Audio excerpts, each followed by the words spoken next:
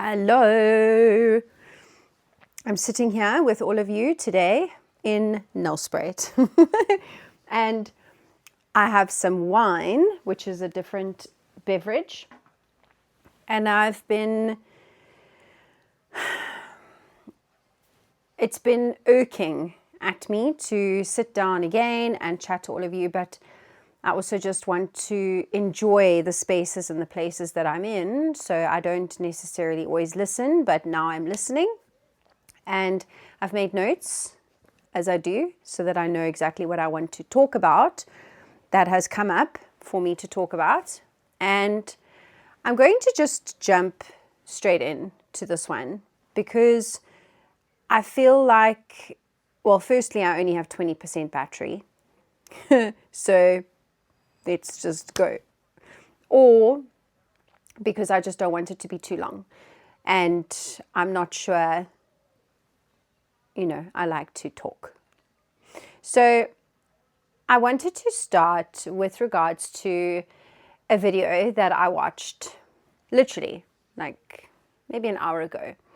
And it had to do with prisoners, and they took prisoners in California in the United States of America, and they gathered them around in the yard in a circle, and there was a counselor, a psychologist who stood in the center. And I'm sure you guys have all heard of or seen these beautiful illustrations. Some have done it at home, breaking generational curses or generational, just the way that we've been brought up.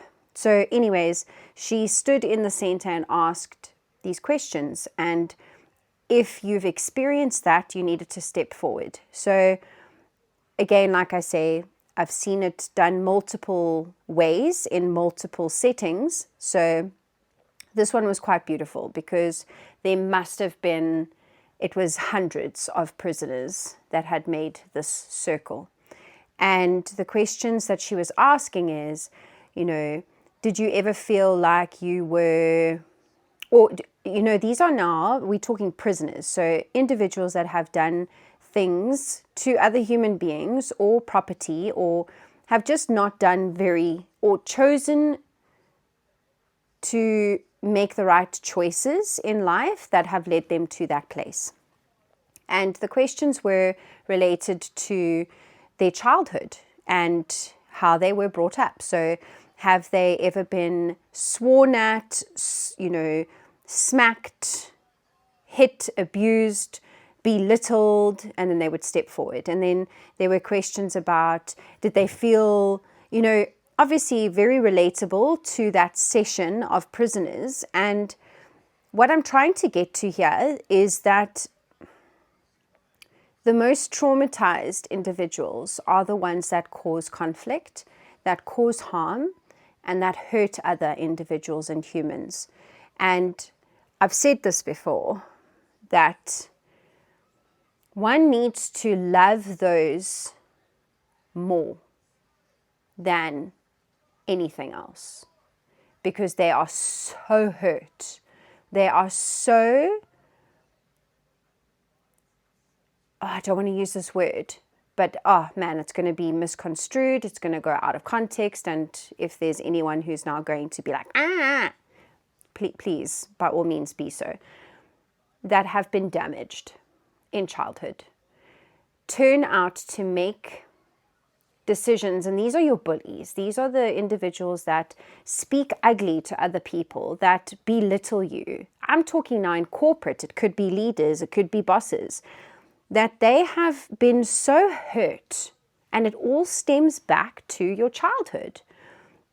You've been so hurt and so traumatized as a child that you want to then project that hurt and that pain and that suffering onto somebody else. And if you can see somebody else suffer like you suffered, there's a small bit of you inside that just feels like, yeah, that makes me feel good. Because now I'm not the only one who's suffering. I'm not the only one who's hurting. And I think that is, this test that was done in the prison, it was so heartwarming because there was a 79-year-old prisoner who said that he's lived life And he's really seen things. And he said that that was the best day of his life, of his entire life, because it made you see that, this is the point I want to get to as well, is the separation between humans. We are so, my back is itchy. So we are so separated. But when we show our trauma, when we reveal our trueness, when we are authentic, we actually become one. We are not divided. We are in unity. So if you take that concept of the prisoners, let's look at them. They don't want to show their weak sides. They don't want to show their vulnerability. They cannot do that. They need to be these macho guys or girls, but this in connotation or in context to the video I watched was gentlemen. So they need to be these tough exterior and nothing phases me kind of demeanors.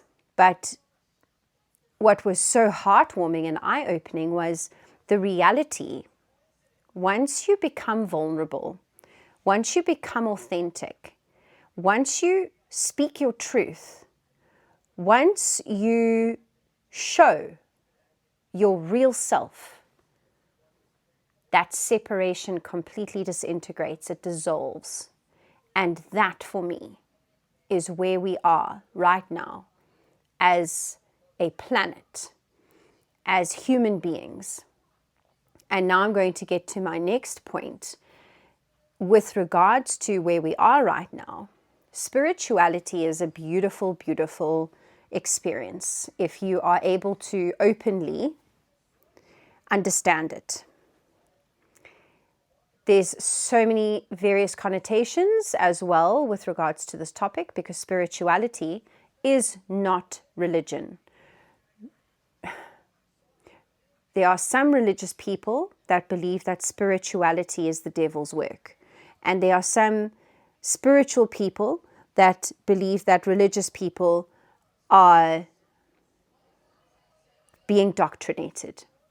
So there are so many opinions again, which is absolutely beautiful. But in essence, where we stand at the moment as humanity and spirituality is we're in two groups. And I heard this as well narrated by somebody.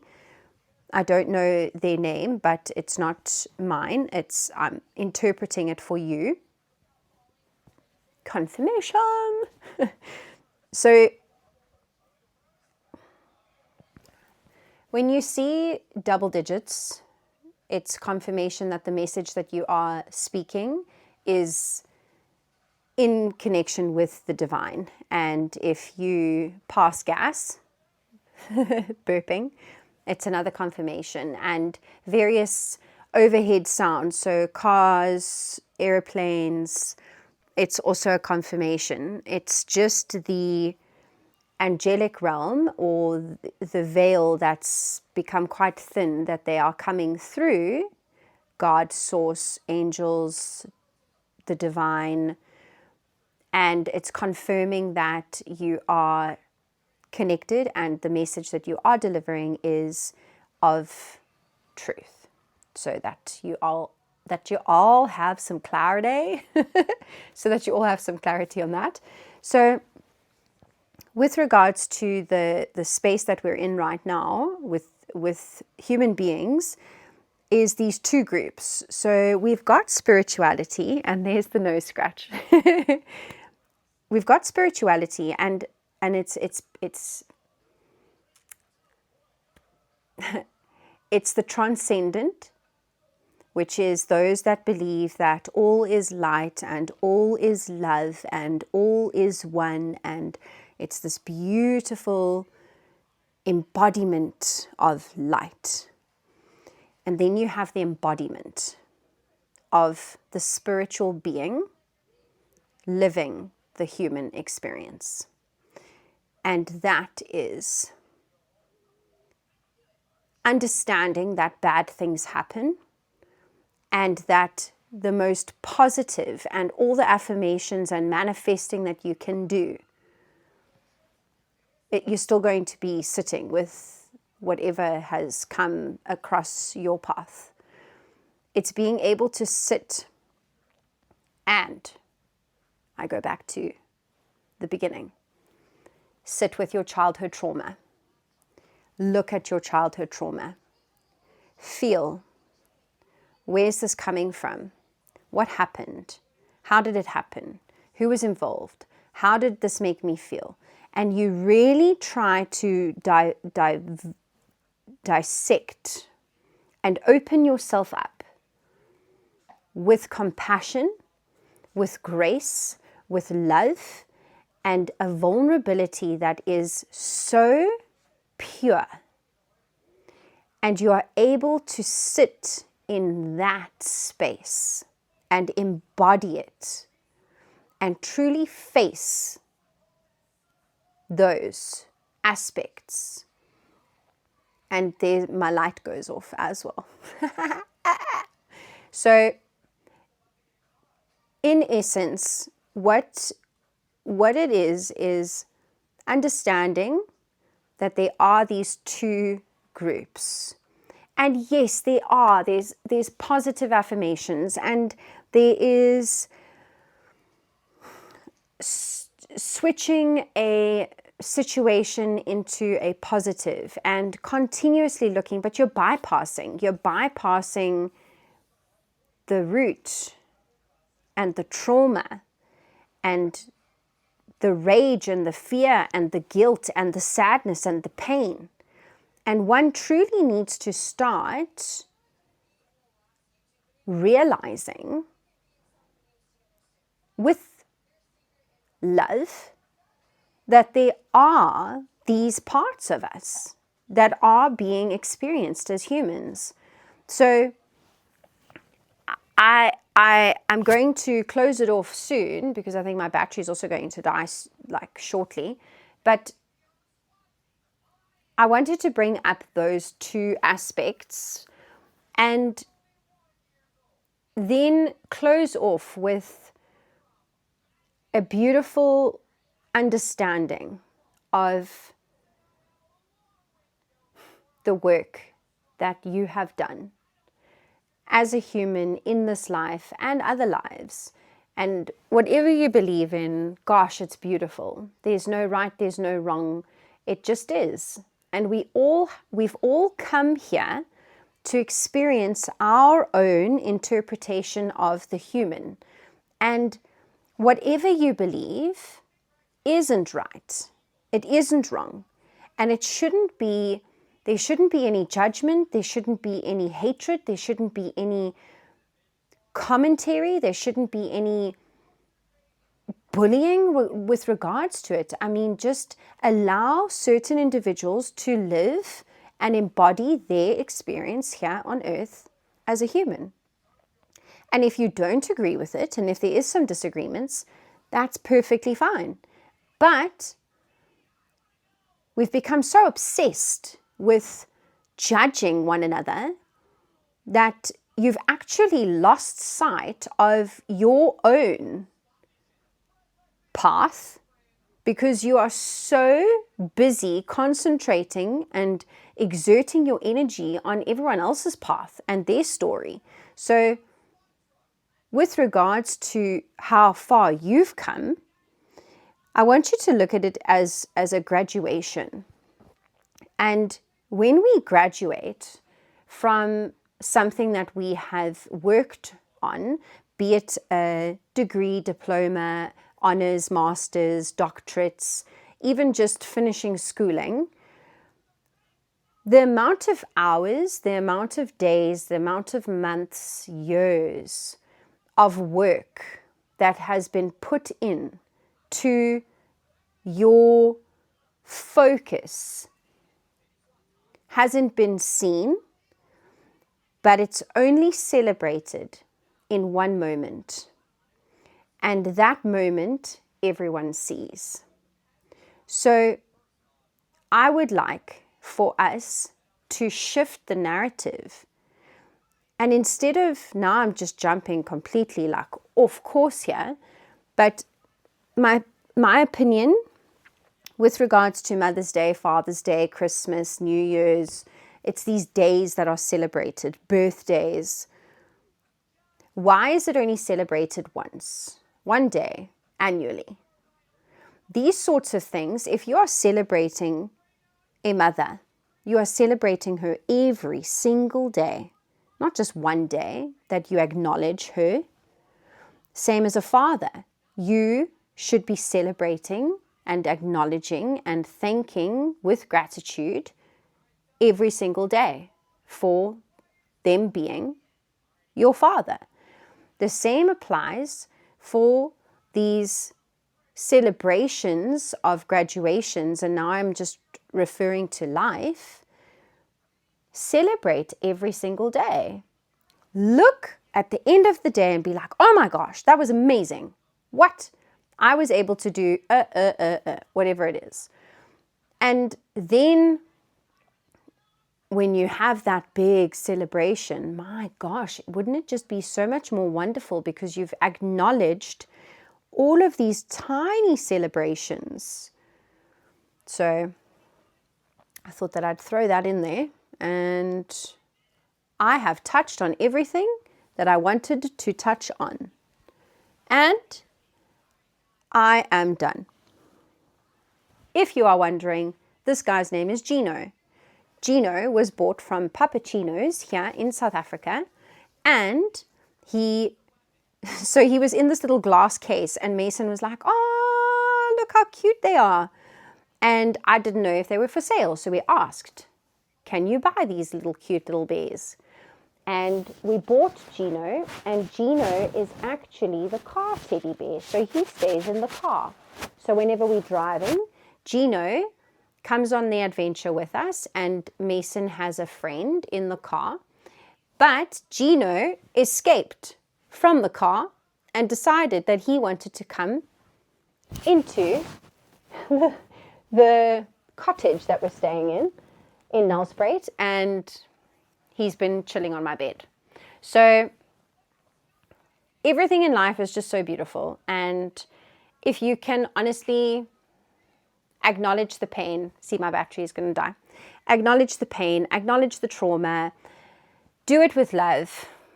Understand that we are all healing. Stop.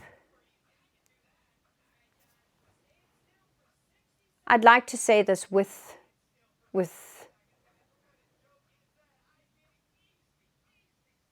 the most respect. Stop walking around like you've healed every part of you. Stop walking around hiding your trauma. Stop walking around sweeping it under the rug. Stop walking around pretending like life is grand when you've got a dark box in the cupboard that you can't face. Life would be more beautiful for you if you faced it.